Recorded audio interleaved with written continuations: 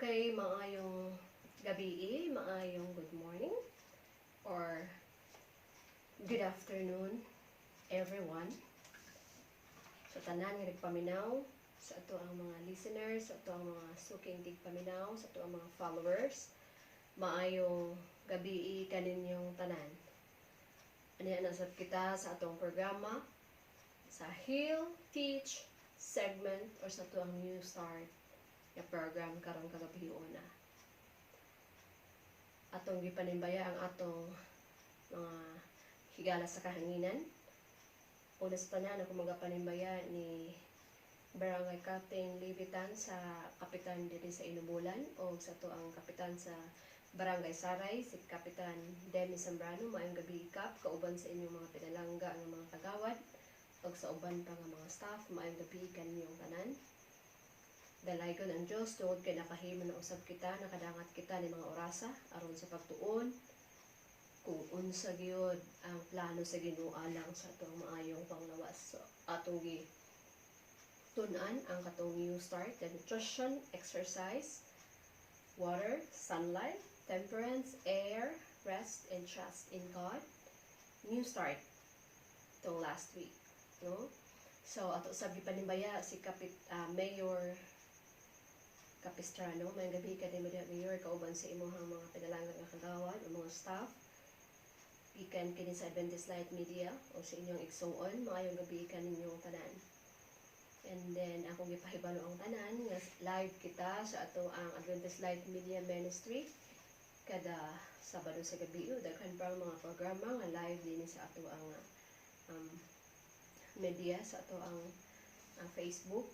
And then sa ato usab nga Light FM, no? Adventist Light FM 97.9, 24 hours ka na siya, so pwede mo maminaw ang awit nga maghatag og dugang nga paglaom. Onya ako sa panimbaya ang akong mga higala, no? Ako si Rosemary nga uhas, and then si Greg Boganciso, usap na sila sa ato ang mga nagtabang, naggahin sa ilahang mga panalangin para sa mga katawan sa Saray o sa uban pa. Okay, and then ako usab gipasalamatan si Bembem ang nagdumala ni ining Adventist Light Media nga ministry, no? Kauban sa mga igsuon. Salamat kaayo sa tanan nagpaminaw, nang hinaot ko nga unta daghantag natun-an, no? Ato usab gipasalamatan lamang sa tanan ang Ginoo tungod kay siya ang naggiya kanato ani aron ato ning matun-an, no? Libre ni siya. So alang atong na mga pangutana o questions about sa ilang panglawas, pwede kaayo mo mangutana, libre o walay bayad. So tune in kamong tanan matag Sabado sa gabi, daghan pa mga programa nga makita din sa tong Adventist Light Media, no? This is Margie Bernades Maestri, second nurse. So salamat sa Ginoo nga iya ko ang gigiyahan, no? So naay mga talento kadtong ako sa giaghat kadtong naay mga talento sa pagpahat sa ilahang mga talento ang gisangon sa Ginoo kana gamita alang sa buhat sa Ginoo. Okay, sa dili pa ta magsugod, akong gihangyo ang tanan sa pagduko aron sa atong pagampo. Dalaygon og silimbahon nga Dios tagiya sa mga naman nga kinabuhi. Dili matuki pamahan ang pagpasalamat ti kanimo tungod sa imong kaayo kanamo nga ikaw na usab naghatag og higayon aron sa pagtuon ni ining New Start ni program nga makahatag kanamo kalamdagan sa pangunahuna ang among kining magamit ug among mahatagan ang among panglawas o maayong giya amahan. Samtang kami magulat sa imong ikaduhang pagbalik, maandam kami ang among lawas, ang imong templo, ug tabangay kami ng among kining tampingan amahan tungod kay ikaw ang tagyan ng ining tanan. Pakunsad imong malahang espiritu nga unta ang mga pulong mga gawas sa ako ang mga ngabi nga bikan diya kanimo, dili mabikan kanako. Pasaylo ako sa mga sala sa pulong, sa buhat ug sa unahon aron tapos kami sa mga grasya ug panalangin. Salamat sa pagtubag sa mga pag-ampo kini ang gisalig sa ngalan ni Jesus. Amen. Okay. So, New Start. Ang atong programa kung inyong nadumduman, the nutrition, exercise, water, sunlight, temperance, air, and rest. So, naatay tensong. So, ako na siyang i-play.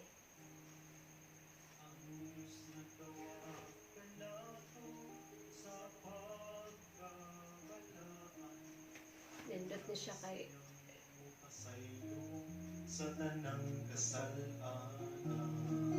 Ang tanan na tong ano siya itong theme balakian, song. impito ng kaayuhan, ang utog nun o lawas nun. Bisaya na siya ang version. Huwag espirituhan nun, kayang Diyos dili mo tugot, masakit ang mga katawhan, kung tumanon lang ang balaod sa kinaiyahan, ang tinuod nga pagpanambal, na Jesus lang makaplagan, kung tumanon lang ang tanan niyang mga kabalauran. Sa Henesis 1, versikulo 29, ang Diyos nagsulti ng daan sa pagkaon ni Ibag-anan. Umao ang atong sundon sa pagkaon usab karon, mga liso, mga butas, ugang mga utanon. Gayang Diyos dili mo tugot, masakit ang mga katawhan, kung tumanon lang ang balaod sa kinaiyahan, ang tinuod nga pagpanambal, kang Jesus lang makaplagan, kung tumanon lang ang tanan niyang mga kabalauran. Bagong pagsugod ang ikinahanglan, alang sa tanang katawhan, tamang pagkaon ehersisyo, o paggamit sa tubig nga limpyo. Ang kahayag usa sa adlaw, alang sa maayong pagtanaw, pagpugong sa kaugalingon, hangin gamiton pagpahulay sa Diyos masaligon. Kayang Diyos dili mo tugot, masakit ang mga katawhan, kung tumanon lang ang balaod sa kinaiyahan, ang tinuod nga pagpanambal, kang Jesus na makaplagan, kung tumanon lang ang tanan niyang mga kabalauran. Kayang Diyos dili mo tugot, masakit ang mga katawhan, kung tumanon lang ang balaod sa kinaiyahan, ang tinuod nga pagpanambal, kang Jesus lang makaplagan, kung tumanon lang ang tanan niyang mga kabalauran. Kung tumanon lang ang tanan niyang mga kabalauran. Kung tumanon lang ang tanan niyang mga kabalauran. Alright, so ito siya ang theme song sa ato ang new start, no? So, nutrition, sige ito, exercise, water, sunlight, temperance, air, and rest. The last but not the least, trust in the Lord. So, nindot kaayo mga kahigalaan, no, ang theme song. So, muna siya ito ang theme song. Kung tumanon lang daw nato ang kasuguan o kabaluoran, dili kita magsakit, no? Kung atong tumanon ang plano sa Ginoo. Okay. Last time atong gitun-an ang unsa ito last time? exercise. Okay? So, we will have a short review. So, katong pagkaon nato last time, no? We started with the nutrition. We know nga ang ato ang lawas is a temple of God. And then, we talk also about the itong pagkaon nga kinahanglan nato lutuon pag-ayo. Kailangan nato siya insaktuhon nga pagluto nga dili hilaw-hilaw aron dili ta magkasakit. Okay? And then kato ang milk atong nasairan usab nga how many bacteria all in all? It's 5 million bacteria and 2,500 coliform from the bacteria per glass of milk. So I'm not saying nga ako nag-ano-ani ha. So it's from the US Public Health. No? And then we have also type 1 diabetes, mga factor tungod sa mga high consume of milk intake at the age of 9. Okay? So that's why siguro kung palangga siguro kay ko sa akong inahan kanang bitong ginatagaan gid sakto nga gatas may na lang kay wala man sa kwarta. So wala lagi ko nagka ano sa Ginoo nagtaas akong sugar. So siguro kung karon nagsuffer na ko. So we know that kato mga experiment nila nga even the mice, no? And then we talk also about katong kadang high intake of milk ng mga cause of pharyngitis sa mga kabataan, no? Mga cause of asthma, dayon dili maulian ang atong mga allergy, no? Kato ang mga isda ang atong ginakaon nga ay mga mercury gikan sa dagat, no? So mapitan man niyo din ha sa PowerPoint. Okay? So sa lake water, sa phytoplankton, mga herbivorous fish, and then carnivorous fish. So, makitaan niya sa ato ang, and then, itong mga manok. No? We discussed last time about minsan siya ka makatag ka daw sa ato, especially if you love eating chickens, especially mga kids. So, no? They are infected with salmonella, mga salmonella, mga bacteria. No? So, lami man siya. So, ang makaon po nato ang mga ginagamit kini panambal sa ila, ang mga hormones para pagdali o pagdako. Ano prophylactic use and growth promotion. Kana siyang tanan.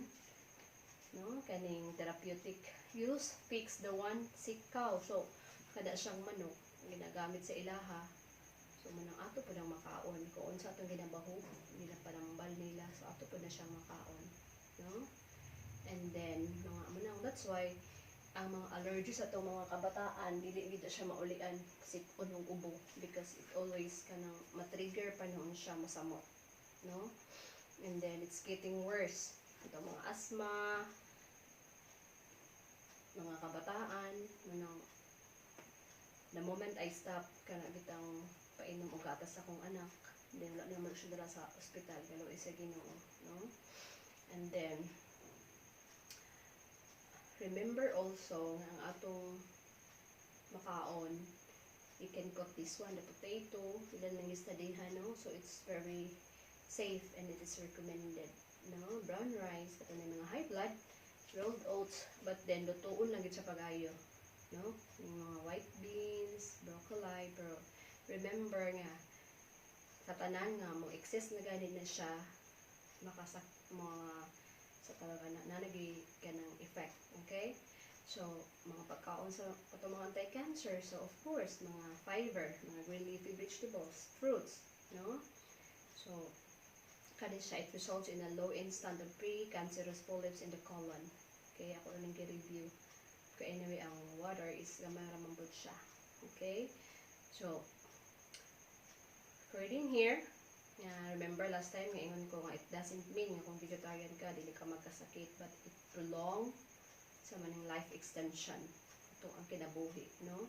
Kaya naman gapon na sila mga stress, di ba? Pagkaon, dili naman good safe kaya na ay mga chemicals. So kung magtanom di ka og pagka-tanim mga talam nun o tanom nga walay chemicals kanang ikaw ra, then safe siya, no? So mga naapoy mga chemicals, kahit lagi tagulay, kung naman po yung mga chemicals yung ginabutang. Okay? And then, remember last time, we talked also nga there are some kanang foods nga pwede ra gid siya kanang connected sa tuang behavior, no? There's diet or behavior connection. Like for example, when we have depression, no? Depression and then nightmares, mga mental lapses, fatigue, and violent mood swings.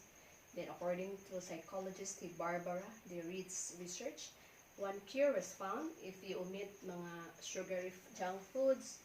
What else? Coffee and its relatives, then refined carbohydrates, then pwede ra ka nga ma-cure, mawala ang imuhang na mga behavior nga problems. Okay? So, nag-ingon din hiyang sayings nga meat and intelligence. So, there is a connection between eating meat and your intelligence. So, eating much flesh will diminish intellectual activity. Students would accomplish much more in their studies if they never tasted meat. So, kung gingon last time. So, no? Naagid siya connection. So, wala sila katilaw. Ayun nga, hindi patilaw. No?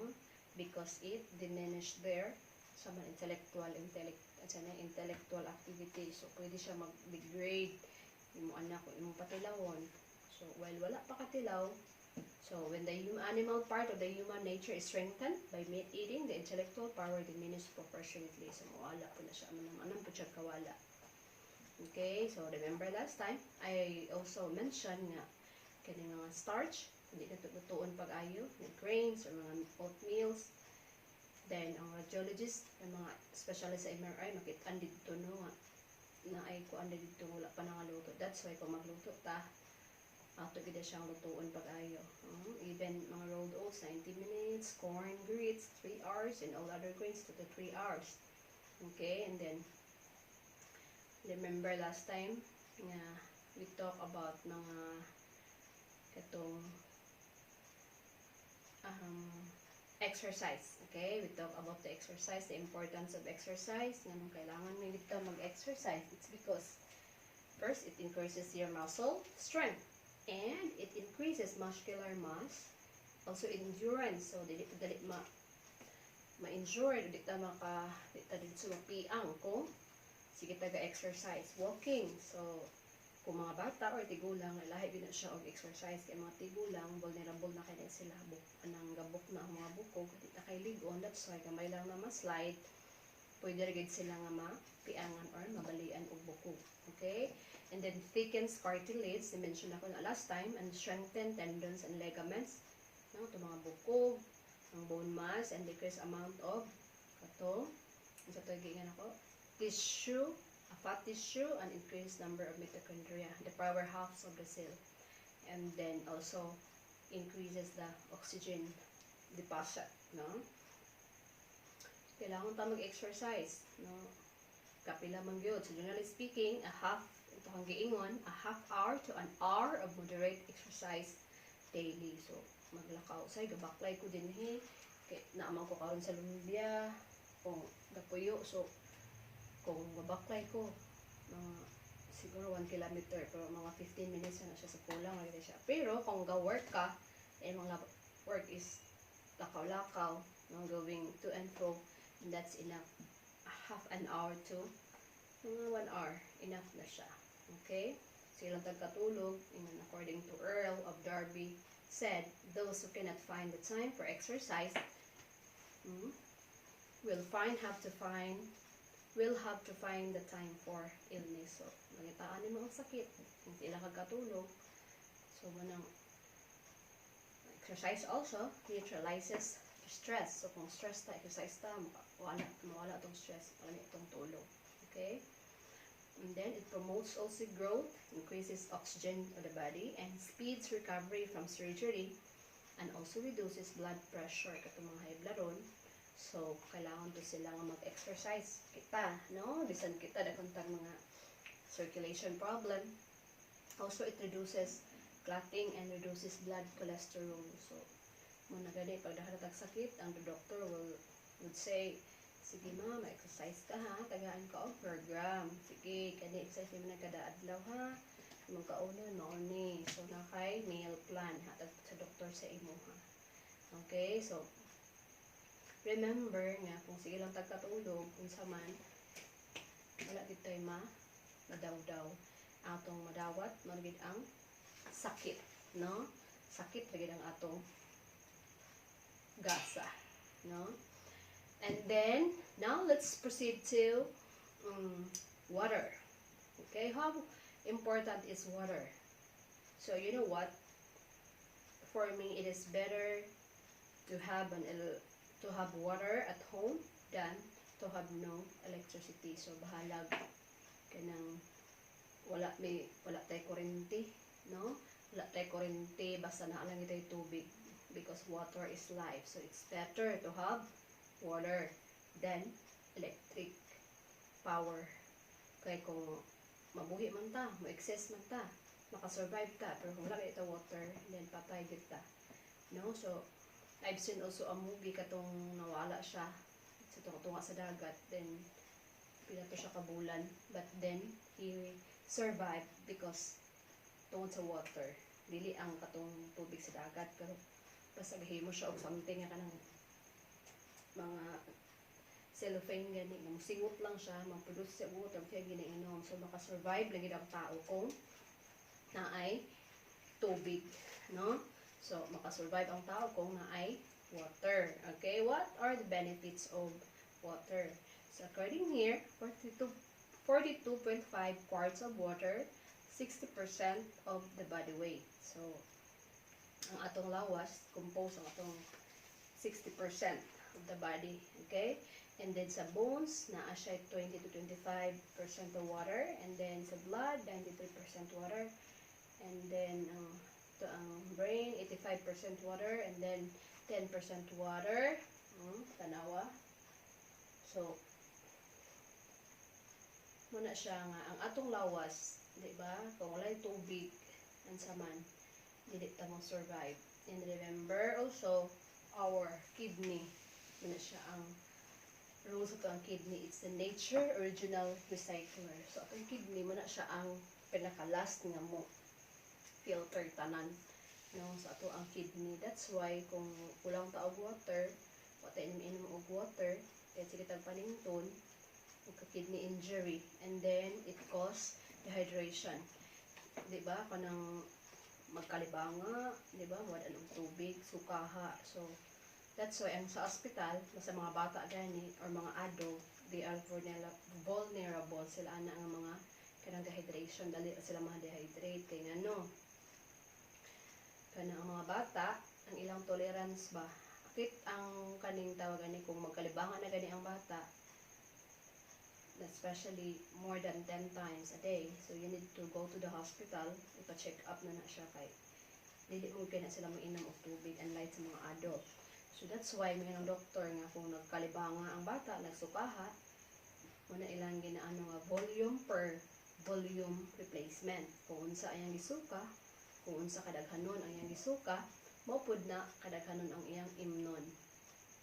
What else? Kung unsa pod ang kadaghanon ang iyahang tawag ani nasa ni libang, kung magkalibanga po ng mga bata, pwede kulang. And then, di ba, kung mag-dehydration, nawala ang BP, so complication ang ending na kidney injury, so maapektahan nila to ang kidney. So according here, our kidney is our nature's original recycler. Okay, so in 24 hours, so just imagine, so in 24 hours, there are 50 gallons of fluid filtered, no, sa imong kidney. Ang imong kidney man siya ang function sa sulod sa 24 ka oras, 50 gallons. So ba nakadaghan ang 50 gallons of fluid nga ma-filter sa imong kidney, no? That's why kana bitaw maingon ta nga kang iuna kay ko kabutuhon na dapat imo gina siyang iihi kay madaot imong kidney. And the next one, 8 quarts used in digestive juices. So, ang 8 quarts ana, yun na i-translate kung pila na kuan ang quarts, no? So, 2 to 4 quarts lost, na apoy mawala ana nga 2 to 4 quarts. So, katong mga digestive juices, katong kuan, so 8 quarts na, 50 gallons na ang mga kuan niya, ma-filter niya. So, kung magsige po tagpangihi, magsige tagpaningpon, 2 to 4 quarts loss. So, kung itami inom og water for 24 hours, so what will happen? So, your kidney will be affected. So, there will be a kidney injury. That's why we are told to drink a lot of water. No? How many glasses a day? 5 5 to 8 glasses a day. So, pila man nakalitro, pila man nakabaso ang usa ka litro. I think mga 4 to 5 or ano, so 2 liters. No, sige tag-inom. Especially nowadays, init kaayo. Common kay karon dehydration, no. So, do not take it kanang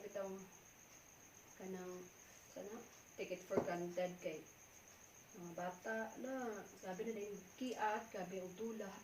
So, init kaayo, but then unsa na hitabo wala in sa tubig. So, kidney injury. Next one. Water intake, it says here, it increase physical endurance by as much as 80%. So, kung sige tag-inom og water, so unsa man, di kita maluyahan. Kaya nga no, maka-survive pa ta. No, ang atong endurance, especially kanang hago ta sa trabaho. So, kung sige tag-inom og water, we can survive throughout the day kung na kay mga work. Pero kung kapre kayong trabaho, labi na ka ng mga farmer, so kapi na ilang trabaho, that's why di na sila pwede na inom og water, no? Kaya kinahanglan kaayo na siya para dili ka maluya. Okay? Salt, sugar, and protein. So, kani siya na mga elements all require more water. So, kung hilig ka kaog tamis, you need to drink a lot or plenty of water.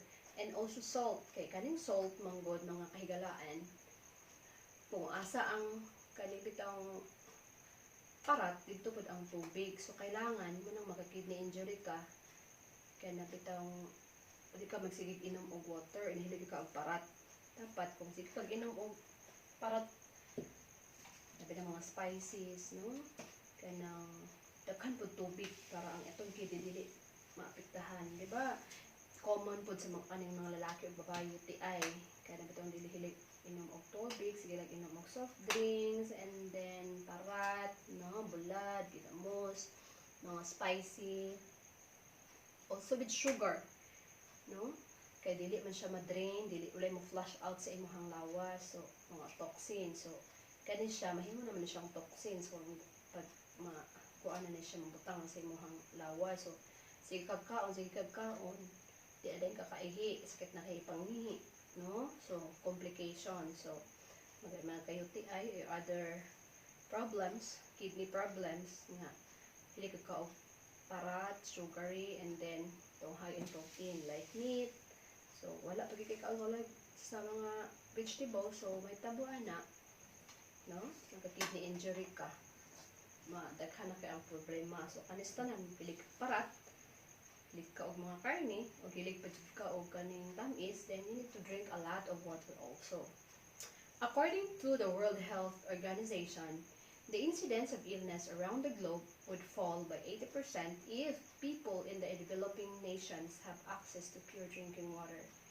So, kung ang ato alang kaning tibuok kalibutan, no, nga para bitang daghan kaayo access ba sa pure water, no, dili unta daghan ang sakit. Pero kung tan-aw nimo sinasang planeta, no, we are blessed kay natay daghang water, source of water. Patan-aw nimo sa laing nasod, luoy kaayo sila, especially sa katong sa Taipei, kita nimo sa kanang mga TV, sa mga news nga luoy kay sila kay walay water, drought kaayo. Okay? So wala untay daghang sakit. So katong sa Manila, ang nibuto ang ilang water source. So, luoy kaya mga tao walay tubig. So, ato din just 2 months ago, I think, wala kabayad ang ato water district. That's why walay water. So, it's really hard without water, no? Magsakit pa ta. Siyempre, kung walay water, ang imong palibot hugaw, no? Kung hugaw po ang tubig na imong ginainom, magsakit po ta, magkalibanga. So, unsay mahitabo, magkalibanga na ta, suka, so, dehydration. That's why, without water, man cannot survive. But, with electricity, with water, it's a plus. But, without electricity, there is water, it's okay. But, without water, there's electricity, that would not be okay. That's why, man cannot survive, or we cannot survive without water, because it's really essential, and that is our priority, no? Balag wa tay kaon, basta nalay water, solved na, no? The benefits of water, and what are these? Free system of impurities. I-freeze ang system. So, yan ang panangkwaon, makuha ng mga impurities sa atong lawas. And then, it cleans our body tissues. And what is next? It invigorates the vital organs. Of course, like kaning mga cars, without ka ng mga oil, no, without gasolina, dili na sila mudagan. So, the same sa ato ang mga vital organs, dili mo function, no? Kulang ta og water, kaati na kay ato ang mga system, no? So, kung may tabuan na, daghang tagsakit nga mo dapo. Okay? Just like kanang mga makina sa sakyanan nga walay change oil, magnacking, guba. So, unsa pa atong lawas. And also, it proper use promotes health. Na ay kanang healing wonders of water. That's why, kung maghilanat, pwede rin ka mag-tipid sponge bath. No? Malipuan ng bata, ice, undang, na. No? Kaya na ay healing wonders sa water. Kung taas ka iyahang temperature, taas kayo ang iyahang kuan sa bata, or naghilanat ka, you try to, buy ice, or ikaw baka maligo ka bugnaw nga tubig, and then mawasan ka. You try it. So, really importante ka ang tubig. And also, this is the beverage that God provided for our thirst. So, wala ka-mention din nga soft drinks, no? So, we are guilty. Sahi, busugkay ta, mangita kita og kuan. And then, it is good also to prevent and treat disease used inside and out. So, prevent also sa mga sakit. So, inom ka sa doktor nga, oy, kailangan ka mainom og tubig, ha? 8 glasses, kay imong dugo, lapot kaayo. Then, kulang ka og water sa lawas. Dapat, kailangan ka magsigig inom og water. Pwede ka magka-UTI, di ka magka-kidney problems. So, most people suffer from chronic dehydration. So, ang atong climate karon init na kaayo, so di kita minom og tubig. That's why lapat ka itong ulo, sakit kaayo, kulang ta og water, and we are dehydrated. That's why di ka na makaon, labaring ulo, masakit na din ka, kay kulang ta og water. That's why sa mga bata o sa mga elderly, nakatong especially kanang dali ra bitaw sila nga mag kanang sige panington, kailangan masigit inom og water. How many glasses a day? It's 5 to 8 glasses, or more than that, it's okay. But kadtong na anay mga balatian, katong ginaano na sa doktor, like mga dialysis patient, yung mga hupong, ginakuan nila sa doktor nga ang ilahang limitado ang ilang pag-inom sa mga fluids or water. Kay daot na ilang kidney. So ma-retain ang mga fluids sa ilang lawas. So naghangos, no? So gidako ang tiyan, kanang gina-paracentesis. So gina sila ang ilang water, naka-measure na kani mamaya akong inon kana gamay, no? Kay nga limitado pa. It's because depektado na ang atong ilahang kanang kidney. That's why we need to take care of our kidney while still functional. Kay kung really nato na siya atimanon, na mahal kaayo once ma-dialysis ta, it's dialysis forever. So again, water is our life. So remember, without water, you cannot survive. And this is the only beverage nga gidesign sa Ginoo. Kung uhawon ta, ato ng inumon. Okay? So I think if you have some question, you can ask questions. You can message directly to our messenger. And for the last one, I wanna play this one. Kato-ato ang theme song, no? Ganahan kong paminaw ato sa atong theme song. Okay? Dahil sa atong theme song, so if you can follow, if you can sing this one, this one, you can just search this one, New Start, the Visayan version.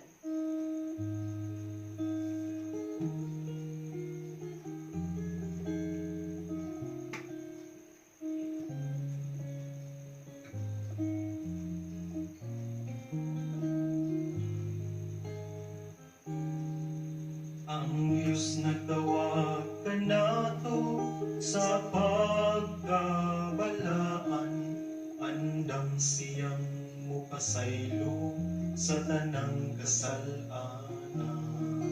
Ang tanan natong balatian, impito ng kaayuhan, ang utog nun og lawas nun, ug ang espirituhan nun. Kayang Diyos dili mo tugot, masakit ang mga katawhan, kung tuman lang ang balaod sa kinaiyahan. Ang tinuod nga pagpanambal, kang Jesus lang makaplagan, kung tuman lang ang tanan niyang mga kabalauran. Sa Henesis 1, versikulo 29, ang Diyos nagsulti ng daan sa pagkaon ni Ibag-anak. Umao ang atong sundon sa pagkaon sa karong, mga liso, mga prutas, ug ang mga utanon. Kayang Diyos dili mo tugot, masakit ang mga katawhan, kung tuman lang ang balaod sa kinaiyahan. Ang tinuod nga pagpanambal, kang Jesus lang makaplagan, kung tuman lang ang tanan niyang mga kabalauran. Bagong pagsugod ang ikinahanglan, alang sa tanang katawhan, tamang pagkaon ehersisyo, ug paggamit sa tubig nga limpyo. Ang kahayag usa sa adlaw, alang sa maayong pagtanaw, pagpugong sa kaugalingong, hangin gamiton pagpahulay sa Dios masaligon. Kayang Diyos dili mo tugot, masakit ang mga katawhan, kung tuman lang ang balaod sa kinaiyahan. Ang tinuod nga pagpanambal, kang Jesus lang makaplagan, kung tuman lang ang tanan niyang mga kabalauran. Kayang Diyos dili mo tugot, masakit ang mga katawhan, kung tuman lang ang balaod sa kinaiyahan. Ang tinuod nga pagpanambal, kang Jesus lang makaplagan, kung tuman lang ang tanan niyang mga kabalauran. Kung tuman lang ang tanan niyang mga kabalauran. Kung tuman lang ang tanan niyang mga kabalauran.